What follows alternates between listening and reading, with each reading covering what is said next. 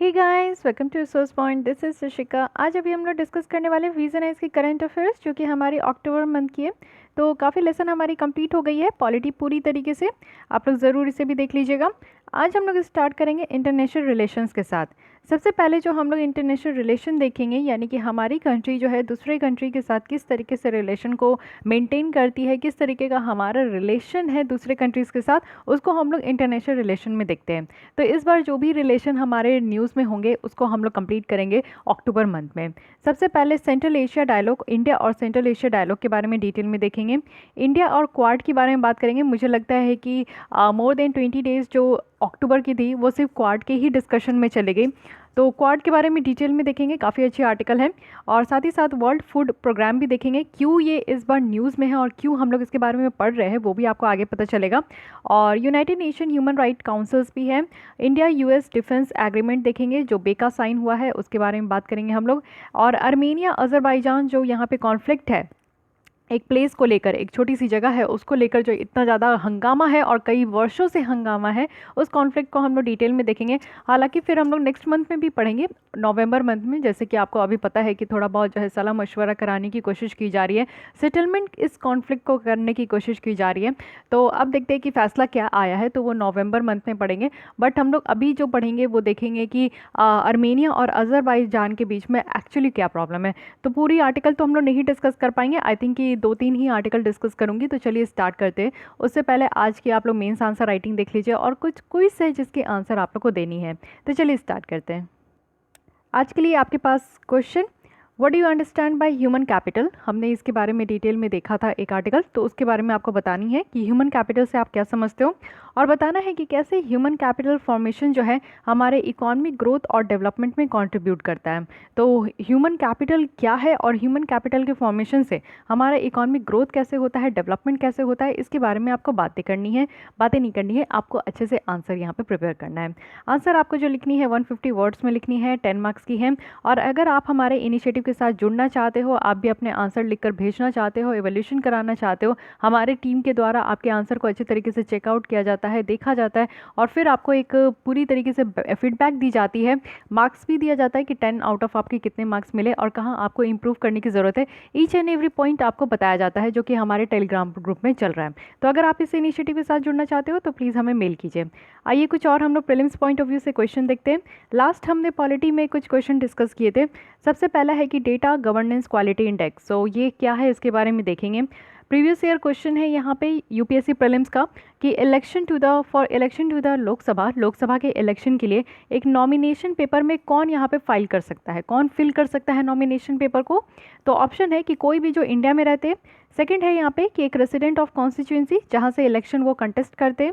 Third है कि कोई भी सिटीजन ऑफ इंडिया जिनका नाम यहाँ पे इलेक्टोरल रोल में होगा उस कॉन्स्टिट्यूंसी का। और फोर्थ है कोई भी citizen of India. So the appropriate answer would be C, कोई भी सिटीजन ऑफ इंडिया जिनका नाम अगर इलेक्टोरल रोल में है। कॉन्स्टिट्यूंसी आप देखते हो कि एक छोटी छोटी जगह होती है जहाँ से जो है कैंडिडेट कॉन्टेस्ट करते हैं, अपना इलेक्शन वहाँ से लड़ते हैं। तो वहाँ के उस कॉन्स्टिट्यूंसी के इलेक्टोरल रोल में अगर उनका नाम है तो वो वहाँ पे एलिजिबल है कि नॉमिनेशन पेपर को फिल कर सकते हैं। तो C would be the appropriate answer. ठीक है, देखिए any citizen of India, D भी हो सकता है, लेकिन यहाँ पे आप लोग देखो कि एप्रोप्रिएट क्या है कि जिनका नाम यहाँ पे कॉन्स्टिट्यूंसी में होगा वही यहाँ पे जो है नॉमिनेशन फिल कर सकते हैं। सेम है कि आपका भी इलेक्टोरल रोल में अगर नाम होता है तो ही आप जाके वोट दे सकते हो, अदरवाइज़ कोई भी तो उठ के वोट नहीं दे सकते। जितना भी लोग जो है वोटर आईडी के लिए अप्लाई करते हैं, जो भी वोट देते हैं, उनका नाम उनके कॉन्स्टिट्यूंसी में होता ही है, तो वो जाकर वोट देते हैं। ठीक है, तो ये इसकी करेक्ट आंसर यहाँ पे सी हो गई। अब आइए आगे देखते हैं। डेटा क्वालिटी गवर्नेंस इंडेक्स अगर बात करें तो ये किसके द्वारा प्रिपेयर किया जाता है, तो ये आपका प्रिपेयर किया जाता है development monitoring and evolution office, जो कि आपका किसके अंदर आता है, तो नीति आयोग के अंदर। ये भी ध्यान रखनी है। आज के लिए कुछ स्वीट सी प्यारी सी क्वेश्चन है, देख लीजिए। फर्स्ट है कि आपको बताना है कि सीवीसी, सिविल विजिलेंस कमीशन, ये किस तरीके की बॉडी है जिसका काम है सेंट्रल गवर्नमेंट में प्रिवेंशन को, करप्शन को प्रिवेंट करना। ठीक है, तो किस तरीके की बॉडी है, क्या ये क्वासी जुडिशियल बॉडी है, या फिर कॉन्स्टिट्यूशनल बॉडी है, या फिर स्टैट्यूटरी बॉडी है, ये आपको बतानी है। रीज़न बताना है कि ग्लोबल प्रोटेस्ट के बारे में हमने एक आर्टिकल देखी थी। तो आज के डेट में हर एक कंट्री में आप देखोगे, मैक्सिमम कंट्रीज़ में किसी न किसी रीज़न के कारण लोग प्रोटेस्ट कर रहे हैं।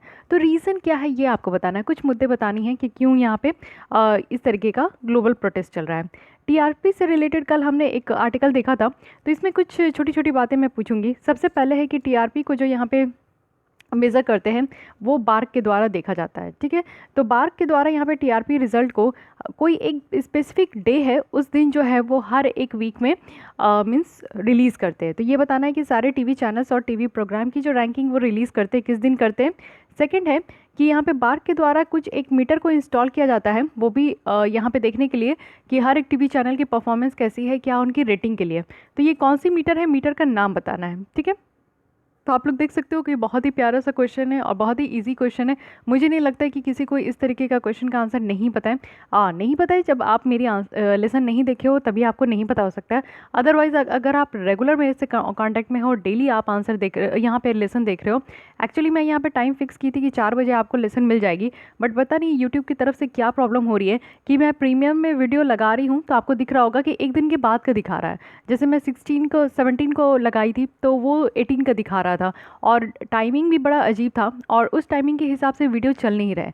3-4 दिन से ये लगातार प्रॉब्लम आ रहा है, इसलिए आप देख रहे हो कि कभी मैं वीडियो मॉर्निंग में अपलोड कर दे रही हूँ, कभी इवनिंग में, कभी 7 बजे 8 बजे, कभी भी वीडियो अपलोड हो जा रहा है और इंस्टेंट जो प्रीमियर रहता है उसी हिसाब से मैं तुरंत उसको अपलोड करना पड़ रहा है। क्योंकि पता नहीं, मैं जब यहाँ पे प्रीमियम में आपका सेट कर रही हूँ कि 4 बजे आपको एकदम एग्जैक्ट मिल जाए तो उस समय नहीं वीडियो चल पा रहे हैं, पता नहीं क्या प्रॉब्लम है। आई थिंक कि यूट्यूब में होते रहता है, थोड़ा बहुत सर्वर की इशू होती है, क्योंकि आप देखते हो कि कितना बड़ा प्लेटफॉर्म है, बहुत सारे वीडियोस यहाँ पे जो है सेकंड में 1 सेकंड में ना जाने कितने सारे वीडियोस अपलोड होते हैं, तो उसकी वजह से कभी कोई टेक्निकल इश्यूज़ निकल कर आती है। तो यही इशू है, आई थिंक कि ये जल्दी से रिजॉल्व हो जाए, क्योंकि मुझे प्रॉब्लम हो रही है, आप लोग को एक फिक्स टाइम में मैं यहाँ पे वीडियो नहीं प्रोवाइड कर पा रही हूँ, थोड़ा आगे पीछे हो जा रहा है कि नहीं। पर कोई ना, चलिए देखिए, डेली बेसिस में आपको वीडियोज़ मिलते रहेंगे, उसके लिए आप लोग को टेंशन नहीं लेना है। तो चलिए स्टार्ट करते हैं इंडिया और सेंट्रल एशिया डायलॉग के साथ। अभी ये न्यूज़ में क्यों है, क्योंकि सेकंड मीटिंग हुआ है इंडिया और सेंट्रल एशिया डायलॉग का, जो कि रिसेंटली यहाँ पे डिजिटल वीडियो कॉन्फ्रेंस के थ्रू हुआ है। जैसे कि आप देख रहे हो सारे समिट को यहाँ पे वीडियो कॉन्फ्रेंस के ही थ्रू हो रहा है, जो ऑनलाइन है, क्योंकि सारे लोग जो है और सारे जितने भी यहाँ पे जैसे पीएम है, आपके प्रेसिडेंट है, वो सब कोई ट्रैवल नहीं कर रहे हैं कोविड को देखते हुए। लेकिन ये सारे सबमिट्स और जो डायलॉग है ये सब चलते रहना चाहिए, ये तो नहीं रुकना चाहिए ना। तो इसलिए इसको वीडियो कॉन्फ्रेंसिंग के थ्रू जो है यहाँ पे आपका कंडक्ट कराया जा रहा है। तो इस बार भी वीडियो कॉन्फ्रेंसिंग के थ्रू हुआ है और इसमें कौन कौन से फॉरेन मिनिस्टर्स किस किस कंट्री के यहाँ पे पार्टिसिपेट किए, तो सेंट्रल एशिया के किए। सेंट्रल एशिया की कौन कौन सी कंट्रीज आती है, ये कजाकिस्तान, ताजिकिस्तान, तुर्कमेनिस्तान, उज्बेकिस्तान और किर्गिस्तान, ठीक है। आइए एक बार मैप में देख लीजिए, यहाँ पे भी मैप दिया गया है, तो कुछ अलग से मैप दिखाने की ज़रूरत नहीं है मुझे लगता है। ये देखिए हमारी इंडिया है, ठीक है, समझते जाइए। इंडिया के बगल में आपको ये पाकिस्तान देखने को मिलेगा, उसके बगल में यहाँ पे आइएगा तो अफगानिस्तान देखने को मिलेगा। सेंट्रल एशिया ना ये वाला पूरा रीजन है, ठीक है, जिसमें कि आपको पूरे तान तान देखने को मिलेंगे। ये कजाकिस्तान है, ये उज्बेकिस्तान है, किर्गिस्तान है, ताजिकिस्तान है, तुर्कमेनिस्तान है, ठीक है। तो ये वाली एरिया आप देखिए, कैस्पियन सी के जितने भी यहाँ पे ईस्ट में सारे कंट्रीज आते हैं, इंडिया के आपके नॉर्थ में देखने को मिलेगा। अफगानिस्तान भी इसी का पार्ट है। तो हम लोग बात करेंगे यहाँ पे, यानी कि इंडिया का यहाँ पे सेंट्रल एशिया के साथ ये डायलॉग हुआ है, तो इस डायलॉग के बारे में बात करेंगे। ये है इंडिया और ये है पूरा सेंट्रल एशिया, ठीक है। इसमें सारे कंट्रीज आ गए, Pakistan, Afghanistan, Turkmenistan, Uzbekistan, Kazakhstan, Kyrgyzstan, सारे तान तान जितने हैं ना, सब सेंट्रल एशिया के कंट्रीज़ हैं। चलिए अब आइए इसके बारे में बात करते हैं। वीडियो कॉन्फ्रेंसिंग के थ्रू ये डायलॉग हुआ है, तो इसमें देखें कि किस किस टॉपिक पे बात हुआ है। सबसे पहले मेन मुद्दा देखिए इंडिया और सेंट्रल एशिया डायलॉग के बारे में, थोड़ा हम लोग बैकग्राउंड में चल कर देखते हैं।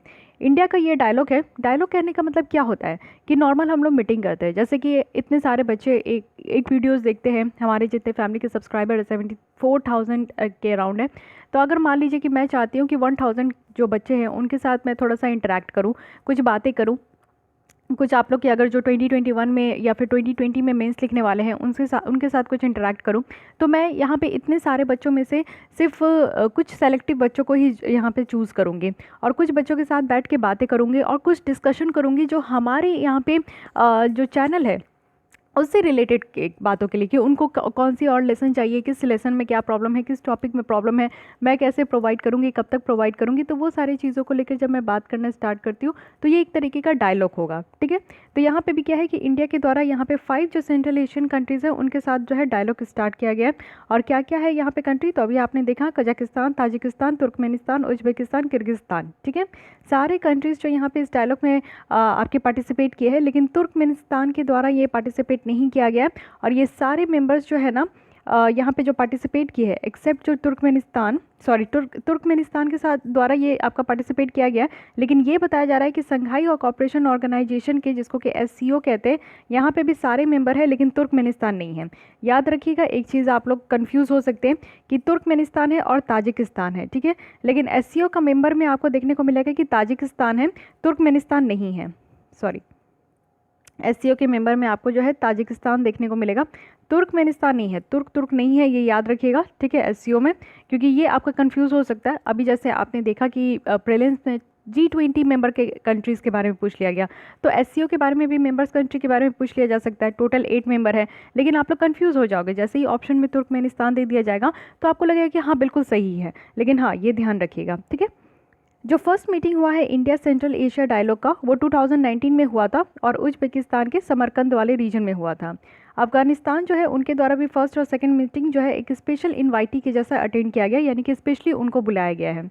ये जो डायलॉग है इसमें एक प्लेटफॉर्म है जिसमें कि जो कॉपरेशन है इंडिया और सेंट्रल एशियन कंट्रीज़ के बीच में, उसको और ज़्यादा मजबूत किया जाता है। और किस किस फील्ड में किया जाता है, तो political relation, security, economic, commercial, development partnership, humanitarian और कल्चर स्पेयर में। साथ ही साथ यहाँ पे रीजनल और जो इंटरनेशनल इश्यूज़ है उसमें यहाँ पे कुछ व्यूज़ अगर एक दूसरे कंट्रीज़ का है अपना व्यू, तो वो अपना यहाँ पे शेयर करते हैं। साथ ही कॉपरेशन जो है वो भी यहाँ पे इन्हांस करते हैं यूनाइटेड नेशन के फ्रेमवर्क के अधीन, और यहाँ पे मल्टीलैटरल फोरा है उसके अधीन। तो यानी कि ये सारे कंट्रीज़ जो है एक साथ मिलकर जो है एक पर्टिकुलर फील्ड में वो काम करते हैं, एक पर्टिकुलर फील्ड में अपनी रिलेशन को और ज़्यादा स्ट्रेंथन करते हैं। तो ये इस बार क्या हुआ है कि सेकंड मीटिंग है, फर्स्ट मीटिंग जो है लास्ट ईयर ही हुआ था 2019 में। अब देखते हैं कि इस बार जो मीटिंग हुआ है इसमें क्या क्या बातें निकल कर आई हैं। सबसे पहले तो यहाँ पे जोर दिया गया है कि जैसे यहाँ पे कोविड-19 पेंडेमिक है, तो ये तो चलते ही रहेगा, अभी जब तक वैक्सीन नहीं आएगी तब तक ये चलते रहेगा, लेकिन इसको चलते रहना चाहिए, लेकिन जो यहाँ पे कॉपरेशन है ना वो यहाँ पे ख़त्म नहीं हो। तो कोविड-19 के अगेंस्ट में भी जो ज़रूरत है कि एक क्लोज कॉपरेशन होना चाहिए सारे कंट्रीज़ के बीच में, वो चलते रहेगा।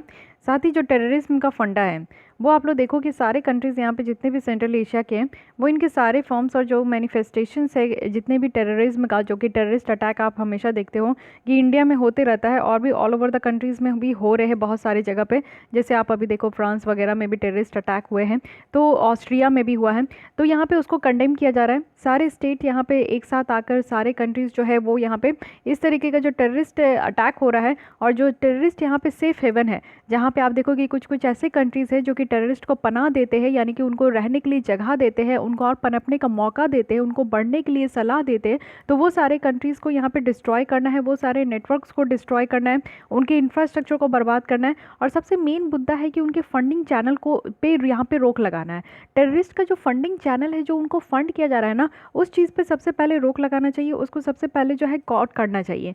क्योंकि आप देखो कि पैसे मिलते हैं तभी तो वो इतने अच्छे अच्छे, इतने बड़े बड़े बारूद वगैरह, बम वगैरह, और ना जाने कितने भयंकर मिसाइल्स और जो उनके पास जो गन वगैरह है वो यहाँ पे खरीद पाते हैं। क्यों खरीद पाते हैं? क्योंकि उनके पास महंगे है। अब वो इतने सस्ते तो मिलते नहीं, इतने महंगे मिलते हैं, तो इतने महंगे के लिए उनको उतना परचेज़ करना पड़ता है, उतना परचेज़ करने के लिए उनको पैसे की ज़रूरत होती है।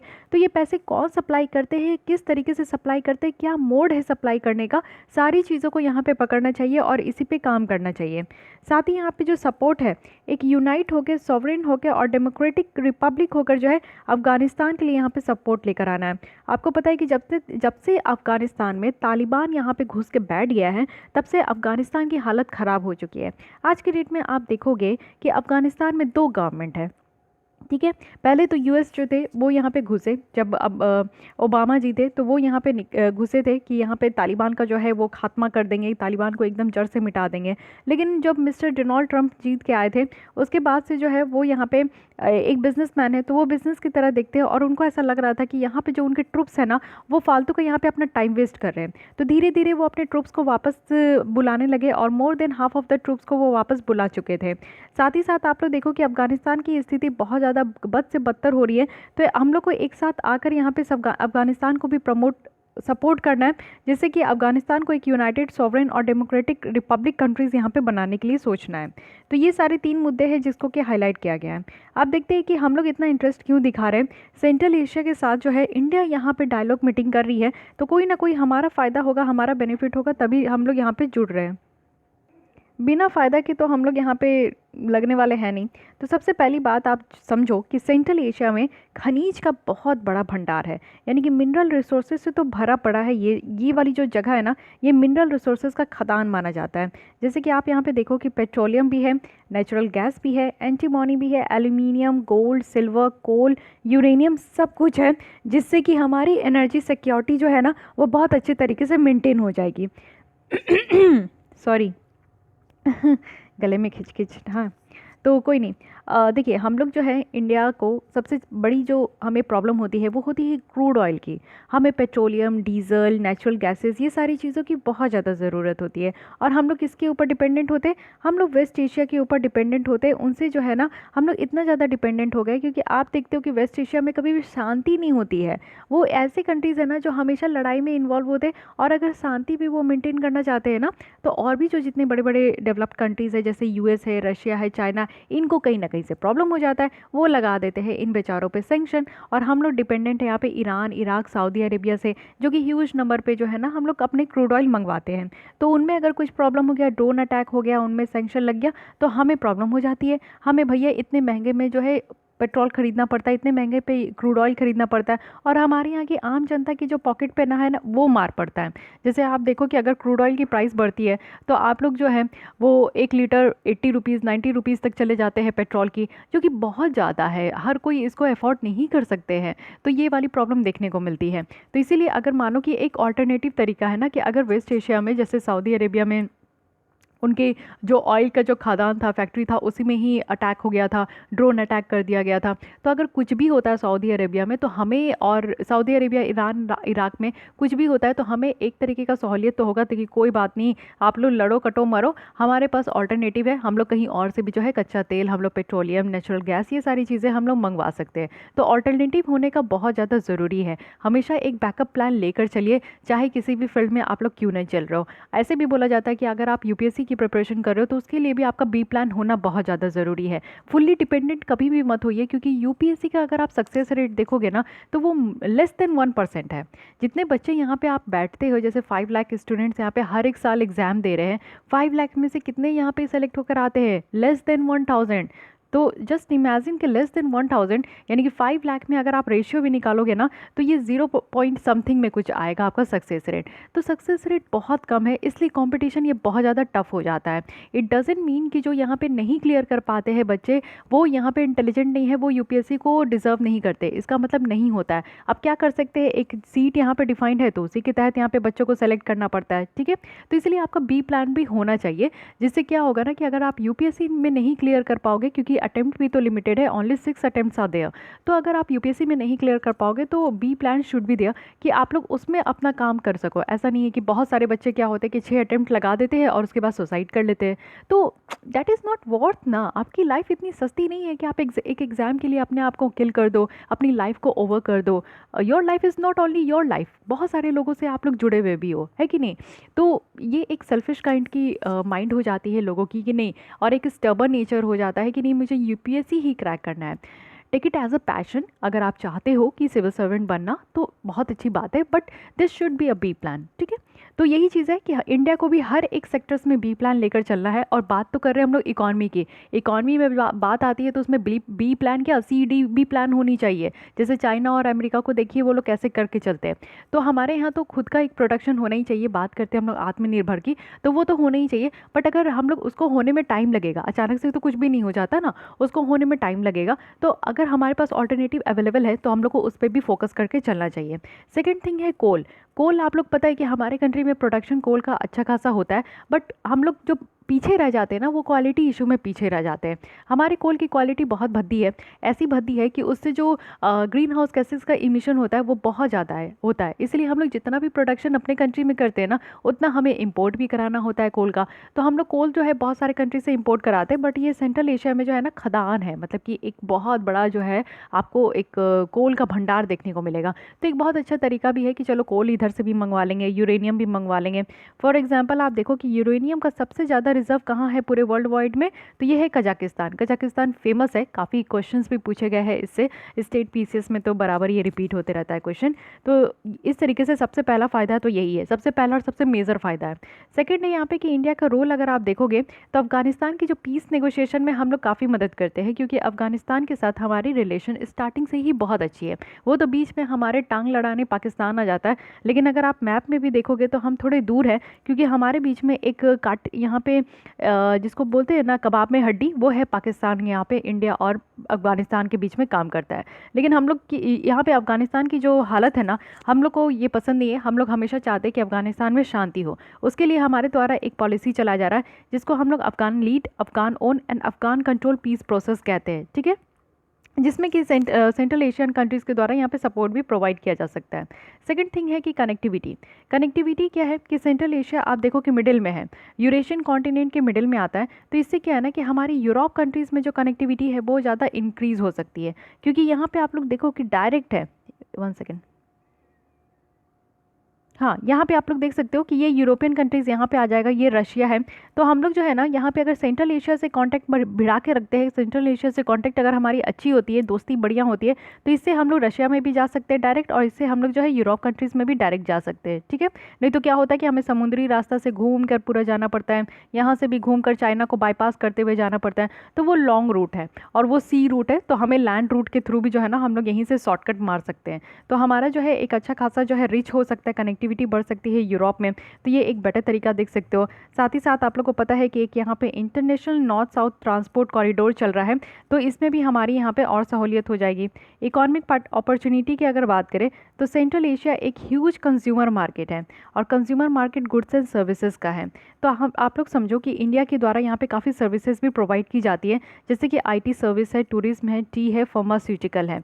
तो हमारी इतनी सर्विस सेंट्रल एशिया में प्रोवाइड की जाती है। अगर हम लोग इस तरीके के कनेक्टिविटी में ज़्यादा इन्वॉल्व होंगे तो इससे क्या होगा कि हमारा एक्सपोर्ट बढ़ेगा, और एक्सपोर्ट को यहाँ पे हमारे मटेरियल को परचेज करने के लिए सेंट्रल एशिया की कंट्री सबसे आगे निकल कर आ सकते हैं। क्योंकि आपको पता है कि बहुत ज़्यादा पैतरे होते हैं रशिया की, यूएस की, चाइना की। जब भी हमारा प्रोडक्ट उनके कंट्रीज़ में जाता है तो वो क्वालिटी इशू कर करके जो है ना हमारे प्रोडक्ट को रिजेक्ट कर देते हैं। बट चलो ठीक है, सेंट्रल एशिया के कंट्रीज़ में इतना ज़्यादा पैतरा नहीं है, वो हमारे प्रोडक्ट को बहुत ही खुशी खुशी अपनाते हैं। तो एक अच्छा आप लोग समझ सकते हो कि हम लोग अगर एक्सपोर्ट करना चाह रहे हैं, जो हमारा यहाँ पे मेन एम भी है अब आत्मनिर्भर भारत का, तो उसको हम लोग बेटर तरीके से कर पाएंगे।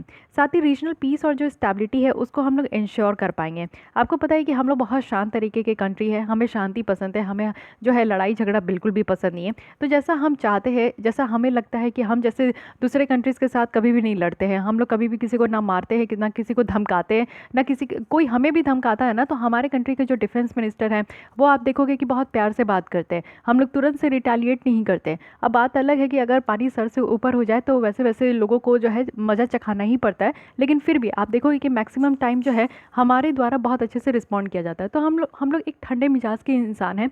तो इंडिया का क्या है ना कि जैसे क्या है कि हम लोग एकदम शांत रहना पसंद करते हैं, तो दूसरे कंट्री में भी शांति हो उस चीज़ को हम लोग प्रमोट करते हैं। तो क्या है कि रीजनल पीस और स्टेबिलिटी के लिए हम लोग काम करते हैं। इसके लिए आप देखोगे कि एक प्रोजेक्ट है जो कि है तापी पाइपलाइन। तापी पाइपलाइन का इफेक्ट आप देखो कि इंडिया का ओवरसीज़ प्रोजेक्ट में भी है, देखने को मिल रहा है। तो इसमें क्या है कि इससे क्या कुछ क्रिटिकल इश्यूज आज के डेट में निकल कर आ रहा है। तापी पाइपलाइन जो है आज भी नहीं पूरी तरीके से हो रहा है। यहाँ पे आप लोग तापी देख सकते हो, एक सेकंड में यहाँ पे आपको मैप में दिखाती हूँ। ये देखिए, ये है आपका, ये तुर्कमेनिस्तान और ये है अफगानिस्तान, पाकिस्तान और इंडिया। ये एक पाइपलाइन है नेचुरल गैस का, ठीक है। यहाँ से नेचुरल गैस का आपका जो है सप्लाई होगा। तो इसमें कुछ यहाँ पे इश्यूज निकल कर आ रहे हैं। सबसे पहले है कि टेररिज्म है यहाँ पे बहुत ज़्यादा। आप देखोगे कि टेररिस्ट सेफ हेवन है, बीच में पाकिस्तान आ जा रहा है, और पाकिस्तान का मतलब ही होता है टेररिस्ट, ठीक है। पाकिस्तान का मतलब नहीं, अब क्या कर सकते हैं कि पाकिस्तान कंट्रीज सुनते ही टेररिस्ट ही दिमाग में आता है। तो से यहाँ पे टेररिस्ट सेफ हेवन है, यानी कि यहाँ पे टेररिस्ट को रखा जाता है, पनाह दिया जाता है, उनको प्रमोट किया जाता है। तो इसलिए हमारा ये जो पाइपलाइन है ना, कहीं पर भी आप देखो कि ये साला पाकिस्तान कहीं पर भी घुसता है ना, ना हमारे उस प्रोजेक्ट को पूरा होने देता है, ना हमारे उस ऑर्गेनाइजेशन का जो भी ऑब्जेक्टिव होता है वो पूरा करने देता है, यानी कि चौपट करके रख देता है। पाकिस्तान को ना हर जगह से एक्सक्लूड कर देना चाहिए। अगर आप शांति से काम करना चाहते हैं तो पाकिस्तान को अगर साथ लेकर चलिएगा तो ये समझ के चलिए कि वो काम होने वाला है नहीं। तो सबसे मेजर प्रॉब्लम यहाँ पे पाकिस्तान के कारण आ रहा है। उसके बाद आप देखो कि threat of the proliferation of weapons of mass destruction, यानी कि आप देखो कि ये रीजन जो है हाईली वल्नरेबल है। यहाँ पे स्मगलिंग वगैरह बहुत ज़्यादा होता है, इलीगल ट्रक ट्रेड बहुत ज़्यादा होता है, क्योंकि आप देखो यहाँ पे क्या है ना कि ओपीएम की प्रोडक्शन बहुत ज़्यादा होती है। आप लोग को ये पता होगा कि ओपीएम का एक क्रिसेंट है, ठीक है, ओपीएम ट्रायंगल है, ओपीएम क्रिसेंट है। तो यहाँ पे क्या है ना कि ये ईरान, अफगानिस्तान और जो ये पाकिस्तान वाला रीजन है इसमें बहुत ज़्यादा ओपीएम वगैरह होता है। तो यहाँ पे जो ड्रग वगैरह है ना ये बहुत ज़्यादा इंपोर्ट एक्सपोर्ट होता है। और मेनली हमारे इंडिया में भी जो ड्रग आता है वो आप देखोगे कि पाकिस्तान वाले रीजन से ही आता है, जो कि पंजाब वाले रीजन में बहुत ज़्यादा है। अगर आपने उड़ता पंजाब देखा है तो उसमें आप लोग को ये डायरेक्ट दिखाया गया है कि किस तरीके से जो है ड्रग्स का इनफ्लो होता है हमारे कंट्री में। तो ये एक प्रॉब्लम है, सबसे बड़ी प्रॉब्लम है ये, ठीक है। तो ये सारी यहाँ पे बताई जा रही है कि क्या हमारा इंटरेस्ट है। तो ये सारी चीज़ों को हम लोग ओवरकम कर सकते हैं अगर हम लोग इस तरीके का यहाँ पे रीजनल पीस और स्टेबिलिटी लेकर आए। तो हमारा तापी पाइपलाइन भी यहाँ पे सही तरीके से काम करेगा, क्योंकि बहुत सारे इश्यूज निकल कर आ रहा है और ये सारी जो कुछ प्रॉब्लम है ना इसको भी हम लोग टैकल कर पाएंगे। लेकिन फिर भी चैलेंजेस तो है, क्योंकि अब यहाँ पे कोई भी चीज़ तो इतना आसान नहीं होता है।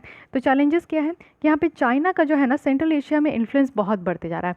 चाइना ऐसा लगता है ना कि वो ताक लगा के बैठे रहता है और वो हमें इंडिया को बहुत ज़्यादा ध्यान दे रहा है, क्योंकि वो जिस तरीके से ग्लोबल पावर बन रहा है वैसे हमारी इंडिया की भी जो है ना आन बान शान कम नहीं है पूरे ऑल ओवर द वर्ल्ड में। अब हमारे आन बान शान बहुत ज़्यादा बढ़ते जा रहा है, जो कि चाइना को बर्दाश्त नहीं होता है। तो चाइना हमेशा ये देखता है कि अच्छा इंडिया वाले कहाँ कदम रख रहे हैं, इंडियन ओशन में कदम रख रहे हैं तो वो वहाँ पर आ जाता है। अच्छा इंडिया वाले कहाँ जा रहे हैं, यहाँ जा रहे हैं तो वो वहाँ आ जाता है। अब हम लोग सेंट्रल एशिया में अपनी दोस्ती और कनेक्टिविटी बढ़ा रहे हैं तो वो वहाँ पे अपना पैर पसार रहा है।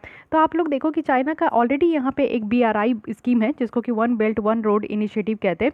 ये काफ़ी क्रेडिबल थ्रेट होगा इंडिया के ऑब्जेक्टिव के लिए, क्योंकि हम लोग कनेक्टिविटी बढ़ाने की बात कर रहे हैं, लेकिन वन रोड वन बेल्ट का क्या माजरा है कि पूरे लैंड रूट को और पूरे सी रूट को जो है कनेक्ट किया जाएगा। तो मे बी चाइना का जहाँ पे भी डोमिनेंस आता है, क्योंकि आप देखते हो कि चाइना करता क्या है, चाइना हर एक कंट्रीज़ को जो है ना ह्यूज डेट ट्रैप में फंसा के रखता है। सबसे पहला क्या है कि मीठा मीठा बात करेगा, उसके बाद क्या करेगा कि वो उसको इतना लोन दे देगा उस कंट्रीज़ को, उसके डेवलपमेंट के लिए, कोई भी डेवलपमेंट प्रोजेक्ट के लिए इतना लोन दे देगा कि वो कंट्री जो है ना हाथ जोड़ के उसके पैरों के तले आ जाता है, और फिर उसके बाद उसको कर्ज को भरने के लिए जो है ना वो उसकी मजबूरी के नीचे जो है दब के फंस जाता है। तो चाइना का तो ये एक गंदा खेल है, जो कि वो चाइना कार्ड जिसको बोलते हैं कि डेट कार्ड में वो अपने फंसा के रखता है।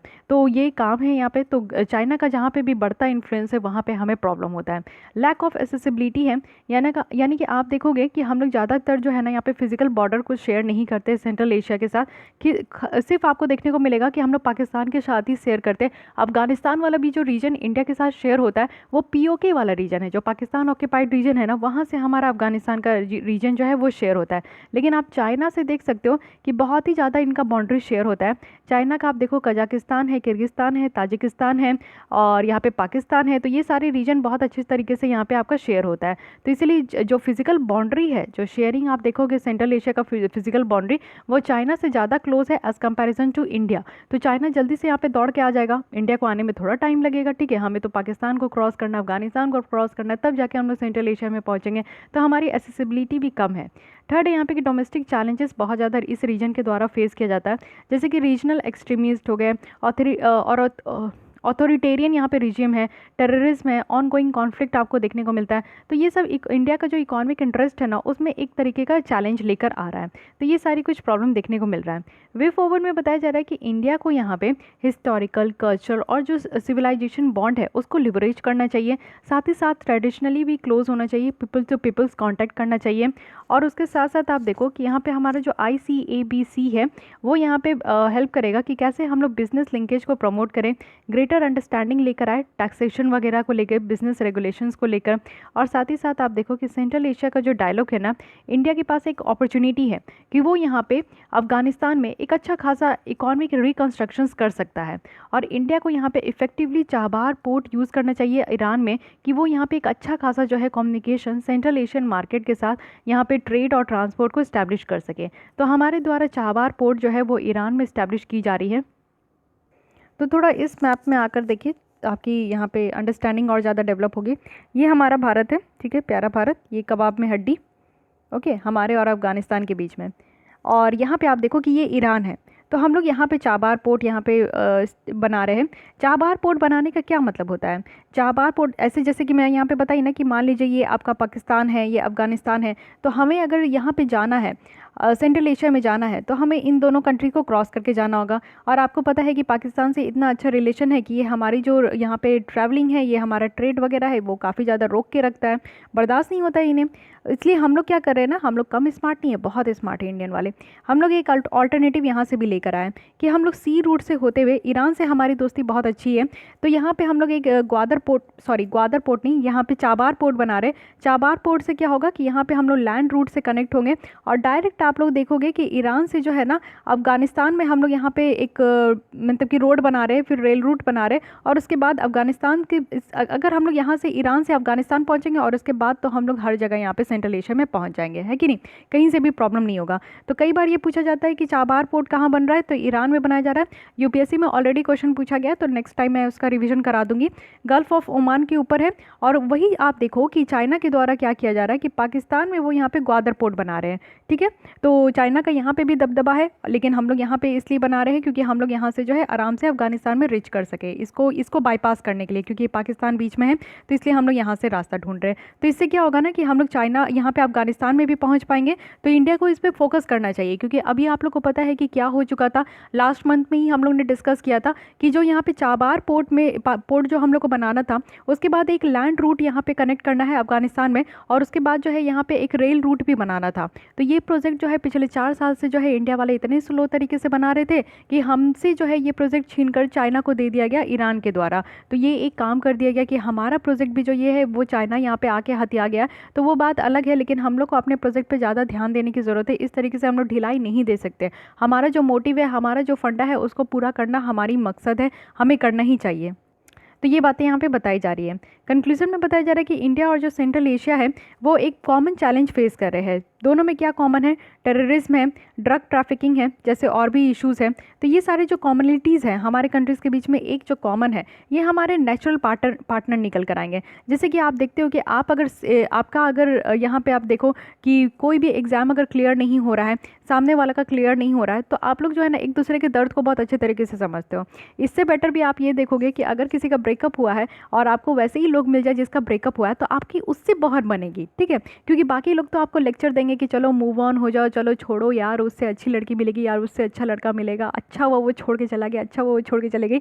तो बाकी लोग तो ये ज्ञान देंगे जो आपको उस समय अच्छा नहीं लगेगा, लेकिन आपको उसका पार्टनरशिप बहुत अच्छा लगेगा जिसका ऑलरेडी ब्रेकअप हुआ था और रिसेंट ब्रेकअप हुआ था, तो आप दोनों में बहुत अच्छा बनेगा। तो वैसे ही हमारा और सेंट्रल एशिया का है कि हम लोग जो है ना एक ही प्रॉब्लम से जूझ रहे हैं, हम लोग टेररिज्म से जूझ रहे हैं, तो हम लोग एक दूसरे का दर्द बहुत अच्छे तरीके से कनेक्ट कर पा रहे हैं। इसलिए हम लोग जो है एक नेचुरल पार्टनर यहाँ पे बन के निकल सकते हैं, ठीक है। तो ये बात रही इसके बारे में। आइए कुछ और बातें देख लेते हैं। यहाँ पे इनबॉक्स स्टोरी है, क्या क्या इंडिया के द्वारा एफर्ट्स लगाया जा रहा है जिससे कि हम लोग सेंट्रल एशिया में अपनी इंगेजमेंट को और बढ़ा सके। तो पहला है क्या कि हम लोग $1 में 1 बिलियन लाइन ऑफ क्रेडिट का प्रोविज़न दिए, यानी इंडिया के द्वारा यहाँ पे डेवलपमेंट प्रोजेक्ट को किस किस फील्ड में, तो connectivity, energy, IT, health care, education, agriculture के फील्ड में जो कि सेंट्रल एशिया में डेवलपमेंट होनी चाहिए, तो उसके लिए हम लोग ने एलओसी यहाँ पे दिया है। लाइन ऑफ क्रेडिट क्या होता है कि इंडिया के बैंक से जो है ना ये आपका क्रेडिट दे दिया जाता है, लेकिन इसको आप लोग विड्रॉ कहाँ कर सकते हो, यूज़ कहाँ कर सकते हो, तो दूसरे कंट्री में भी आप लोग इसको यूज़ कर सकते हो, तो उसको लाइन ऑफ क्रेडिट कहते हैं। साथ ही साथ आप देखो कि यहाँ पे ट्रांसपोर्ट यानी कि गुड्स का जो है इंडिया और सेंट्रल एशिया में सही तरीके से ट्रांसपोर्ट हो, और वो भी कैसे, तो वाया ईरान, जो अभी मैंने दिखाया। तो इससे जो है इंडिया यहाँ पे आप देखो कि कस्टम कन्वेंशन और international transport of goods and goods के अंदर यहाँ पे एसीड हो चुका है, जिससे कि क्या है कि यहाँ पे अशगाबत जो यहाँ पे एग्रीमेंट है ना उसमें हम लोग ज्वाइन हुए हैं। इससे ज्वाइन होने से क्या होगा कि जो इसके मेंबर कंट्रीज़ होंगे ना उसके साथ हम लोग बेटर तरीके से अपने गुड्स का ट्रेड कर सकते हैं। तो अशगाबत एग्रीमेंट में ऑलरेडी आप देखोगे कि यहाँ पे ईरान, ओमान, तुर्कमेनिस्तान, उज्बेकिस्तान है। तो इसी के साथ हम लोग भी इंडिया के द्वारा 2018 में इसको ज्वाइन कर लिया गया था। तो सेंट्रल एशिया के कुछ कंट्रीज़ के साथ हमारा ट्रेड यहाँ पे स्मूथ हो चुका है। साथ ही high impact community development project भी है। इस प्रोजेक्ट के अंदर इंडिया जो है एक ग्रांट असिस्टेंस प्रोवाइड करते हैं सोशो इकोनॉमिक डेवलपमेंट के लिए। उसके अलावा यहाँ यहाँ पे India central Asia business council भी है। ये फरवरी 2020 में लॉन्च किया गया था। यहाँ पे फिक्की है यानी कि federation of Indian chamber of commerce and industry, साथ ही चैम्बर ऑफ कॉमर्स है जो कि 5 सेंट्रल एशियन कंट्रीज़ के द्वारा है, तो यहाँ पे ये भी काम चलता है। कुछ और मेजर्स आप देखोगे तो यहाँ पे सेंट्रल एशियन मीडिया डेलीगेशंस को होस्ट किया गया था, वो भी अप्रैल 2019 में। सेंट्रल एशियन के जो डिप्लोमेट है उनको यहाँ पे जो है न्यू दिल्ली में 2019 के जुलाई में Sushma Swaraj foreign service institute में ट्रेनिंग भी दी गई है। एनुअल इंटरनेशनल डांस फेस्टिवल भी है जिसमें कि सेंट्रल एशिया को फोकस किया जाता है और इसको हमारे यहाँ पे जो है इंडियन काउंसिल ऑफ जो कल्चर रिलेशन है उनके द्वारा ऑर्गेनाइज़ किया जाता है। फिर द इंडियन गवर्नमेंट है जो कि 2019 में इनके द्वारा लाइन ऑफ क्रेडिट $100 का 200 मिलियन तक का यहाँ पे आपका एक्सटेंड किया गया था, जो कि किर्गिस्तान में मिलिट्री इक्विपमेंट यहाँ पे बेटर तरीके से मिल सके। 2019 में इंडिया के द्वारा यूरेनियम सप्लाई एग्रीमेंट जो है उज्बेकिस्तान के साथ भी ज्वाइन किया गया था। तो ये कुछ ऐसे इतने सारे मेजर्स हैं जो कि हम लोग अपनी रिलेशन को सेंट्रल एशिया कंट्रीज़ के साथ यहाँ पे स्ट्रॉन्ग करने के लिए बहुत हद तक यहाँ पे कोशिश करते हैं, और भी कोशिश करना ज़रूरी है। तो यही चीज़ है यहाँ पे इंडिया और सेंट्रल एशिया डायलॉग, तो इसके थ्रू भी हम लोग बची खुची कसर को भी पूरा करते हैं।